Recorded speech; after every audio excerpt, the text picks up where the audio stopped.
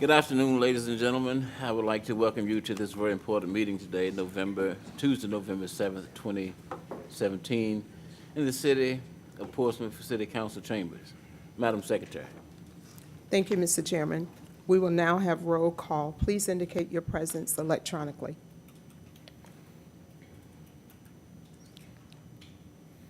Mr. Williams, did you hit? Amy? 6 members of the Planning Commission are present.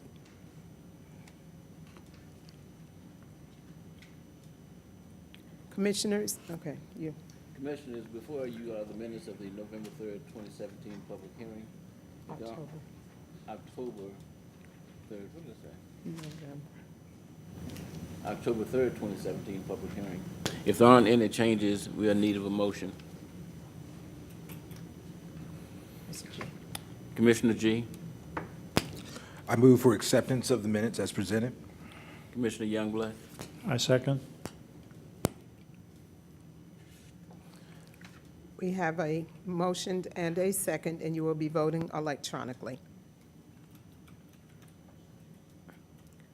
The minutes are approved by a vote of 6-0. Announcements of future meetings and conferences. Please note that our next scheduled work session is Tuesday, December the 5th, 2017, at 12:30 p.m., 6th floor conference room, followed by public hearing at 1:30 p.m., City Council chamber. Items reviewed today will be presented to City Council for action at their December the 12th, 2017 or January the 9th, 2018 public hearing, or as otherwise noted. Planning Commission rules limit a speaker of up to 5 minutes to speak. We also ask that everyone please silence your cell phones at this time if you have not already done so. Our first case, UP-17-10 Parkview Neighborhood, Dan E. Griffin, AIA, on behalf of Medical Staffing of America, LLC, requests a use permit for a 100-seat religion institution church at 1318 Spratley Street in the Waterfront WF zoning district. The property is further described as tax map 46, parcel 19. The comprehensive plan recommends commercial development for the property. This use permit has been withdrawn by the applicant. Mr. Chairman, members of the Planning Commission, this public hearing is now closed. We don't need to vote. Commissioners, the chair is in need of a motion to accept the withdrawal of. He said we don't need to. Hmm? We don't need to accept it. It's done. Remember? No. Okay. Are we okay to, Mr. Miller, to just move on? Right, we need a accept it. motion Okay. to accept the withdrawal of the, okay. So I thought. Okay. Commissioner Youngblood, I make a motion, we accept the withdrawal of this application. Commissioner Thompson, I second the motion to withdraw this application. We have a motion and a second, and you will be voting electronically.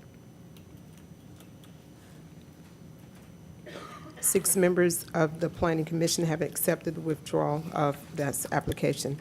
Our next item, CA-17-03 Citywide, Robert C. Barkley, on behalf of Partnership Development Foundation Incorporated, is requesting amendments to the text of the zoning ordinance to amend use-specific standards for self-service storage found in Section 40.1, 4.3 C10. The proposed revisions would allow for multi-story self-service storage facilities, which are now prohibited by the ordinance. The proposed amendments will continue to allow single-story self-storage facilities, but would allow multi-story facilities with appropriate development standards. The proposed amendments include a revision to the definitions to reference self-service storage rather than mini warehouse and accommodate both single and multi-story facilities. Our staff coordinator is Jonathan Hartley. Mr. Chairman, members of the Planning Commission, what is proposed essentially is expanding the regulations for self-storage facilities to not only allow the single-story facilities that we now allow, which look somewhat like what's on the screen. This is a new facility that's been built since 2010. It's basically one story. Access is from essentially the driveways throughout the project. Very limited parking, only at the gate to provide parking for the office. But prior to 2010, we had a number of, two in particular, multi-story facilities that were built under the pre-2010 ordinance that could not be built under the existing ordinance, primarily because of the height limit that's there, but also just the overall design of these facilities are very different from the single-story to the multi-story facilities. What is proposed essentially is establishing or reestablishing basic requirements for any self-storage facility, and then separate requirements for the single story, which require drive aisles throughout the facility, versus the multi-story facility, which doesn't have those characteristics, but still requires a certain amount of parking outside the building for its customers. Keep in mind these are very low volume traffic facilities, regardless of what their design is. It's not like you have a crowd at any given time, unless they just open maybe, but typically there's a very low traffic volume in and out of any self-storage facility. They also are not intended for large trucks. They're primarily the single body U-Haul and down. So you don't have to worry about tractor trailers and things like that. So what is proposed, again, are basically standards that allow the one-story, but also allow the multi-story. As I indicated in the work session, under the current zoning, these facilities are only allowed in the light industrial or the heavy industrial district, or in the workforce development areas within the D2 district, which is essentially that area around the MLK interchange on High Street and London. So those are the limited areas where they would be permitted in the city by right. They are not permitted in any other district other than the two industrial districts. So what the regulations do is they address the parking, they address the access to the individual storage, the appearance as it is from the public right-of-way, and in considering these amendments, keep in mind that we do have the two facilities out there that under the current ordinance are non-conforming, and essentially through these amendments they would become conforming structures, at least in terms of use. So with that, I'll try to answer any questions. Mr. Barkley did work with staff on preparing these amendments, so it's kind of been a joint effort. And as Mr. Baldwin indicated in the work session, it is a applicant-generated text amendment, which is kind of a new breed for us, and we'll have to sort through that as they occur. So, attempt to answer any questions. Commissioners, are there any questions or any discussions for Mr. Hartley? Commissioner Youngblood. Thank you, Mr. Chairman.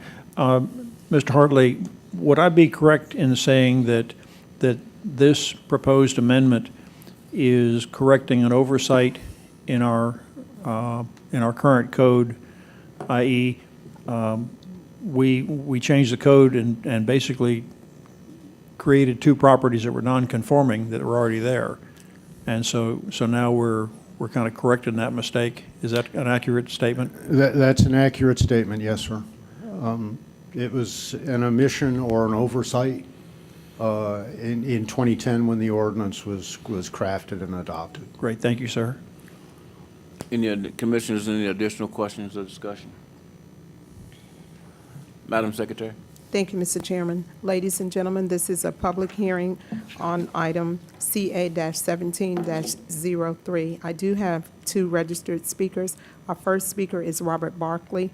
You would come forward, state your name and your address for the record, and you will be given up to 5 minutes to speak.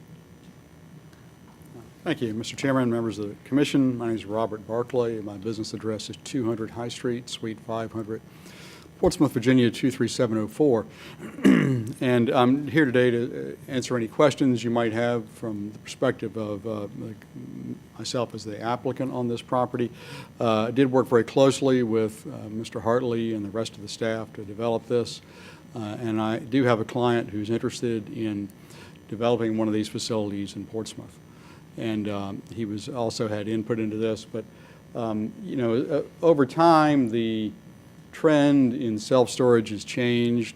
Years ago, it was, you know, low one-story buildings. They were not climate controlled, sort of what you see on the London Boulevard and Elm Street property.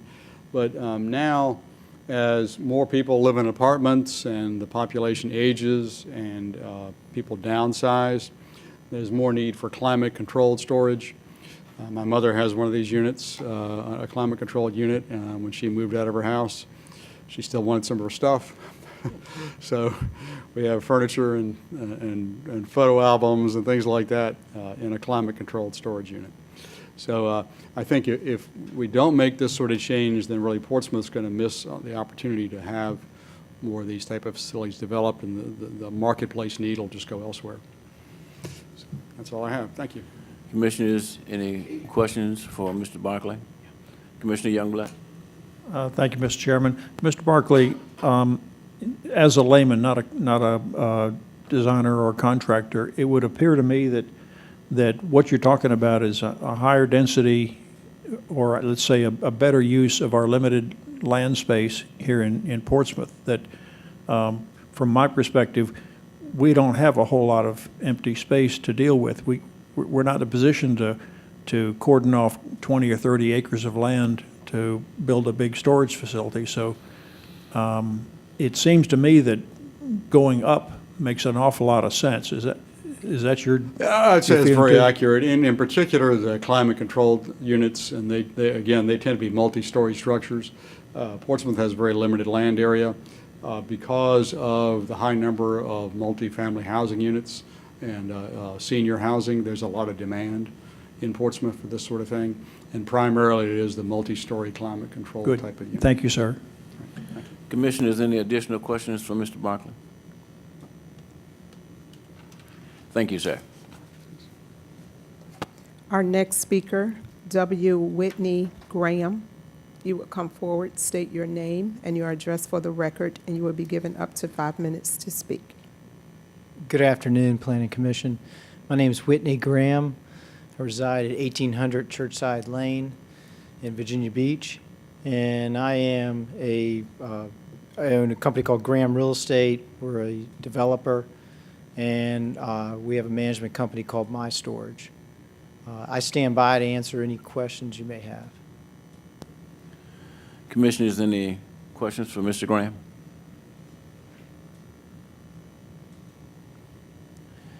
It doesn't appear to be any, Mr. All Graham. right. Well, if there is, let me know. Thank you. Ladies and gentlemen, this is a public hearing on item CA-17-03. If there's anyone here who did not get an opportunity to register and would like to speak on this item, you may come forward, state your name and your address for the record, and you will be given up to 5 minutes to speak. Appearing to be none, Mr. Chairman, members of the Planning Commission, this public hearing is now closed. Commissioners, we are now in need of a motion and a second. Commissioner Thompson? I would like to make a motion that we accept CA-17-03 to amend the text of the zoning ordinance for multi-story service storage facilities. Commissioner G? I second that motion. Madam Secretary? Thank you, Mr. Chairman. We have a motion and a second to approve CA-17-03 to amend the text of the zoning ordinance. You may vote electronically. This item is approved 6-0. Our second item, CA-17-04, citywide.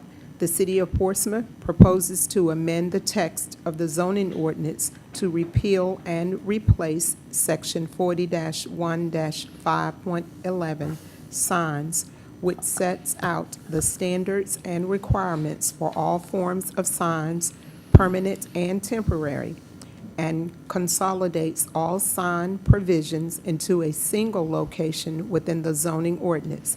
These amendments are proposed to comply with the recent U.S. Supreme Court case of Reed versus Town of Gilbert, Arizona, and to include signs that were not previously addressed by the sign regulations, such as wind sail signs and electronic LED signs.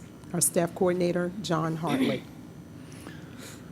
Mr. Chairman, members of the Planning Commission, as the Commission Secretary just read, this is amending the sign regulations, complements of the Supreme Court case Reed versus the Town of Gilbert in Arizona. Essentially, that court case said that you cannot regulate based on the content of the sign. So if you have to read it to classify it, determine what the standards are, that has been determined to be an infringement on the constitutional right of free speech and therefore unconstitutional. Signs can be regulated by their by district, by whether they're temporary or permanent, the type of sign, the size, location, lighting, and those kinds of characteristics. But if you have to read it to classify it, it's probably unconstitutional. What you have before you is revisions to the sign regulations that convert essentially a content-based regulatory system to a non-content based regulatory system. The standards, the specific standards that would apply if you're a local businessman are unchanged. So we're using the same ratios and requirements and so on for the sizing and location of signs.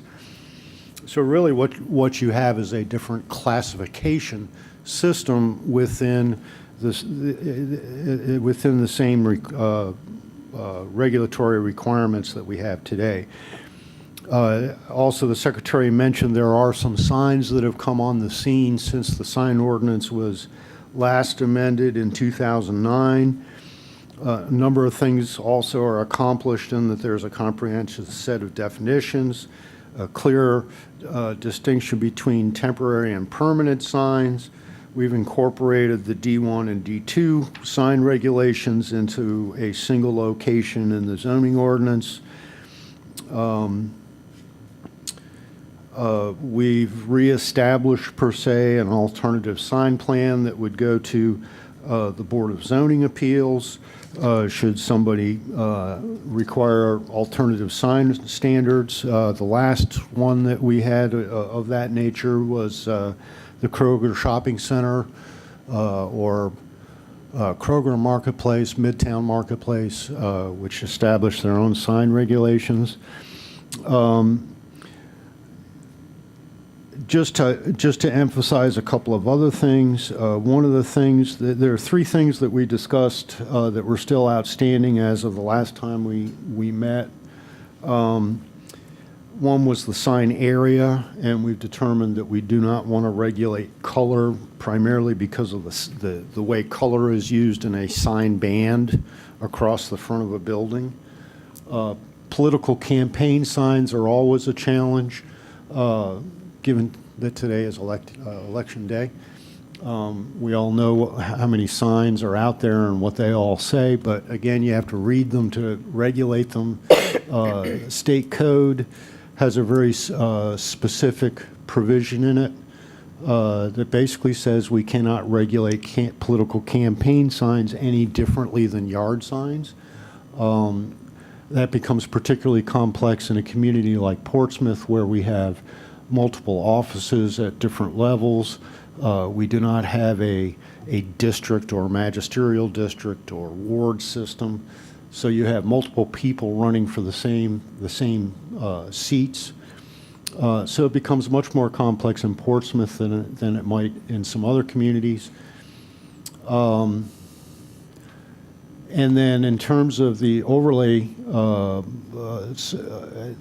having a special sign plan and overlay, that would be a function of the Board of Zoning Appeals with the special exception process, which we've added to this as we did with the parking. I kind of went through that quickly since there's no public audience here other than city staff and planning commission members. I'll try to answer any questions if you have them. Commissioners, are there any questions or discussions from Mr. Hartley? Thank you. Madam Secretary? Thank you, Mr. Chairman. Ladies and gentlemen, this is a public hearing on item CA-17-04. If there's anyone here who would like to address this application, you may come forward, state your name and your address for the record, and you will be given up to 5 minutes to speak. Appearing to be none, Mr. Chairman, members of the Planning Commission, this public hearing is now closed. Commissioners, we will now be voting on Planning Commission item CA 17-04. The chair is in need of a motion and a second. Commissioner G. I move for acceptance of CA-17-04. Commissioner Thompson.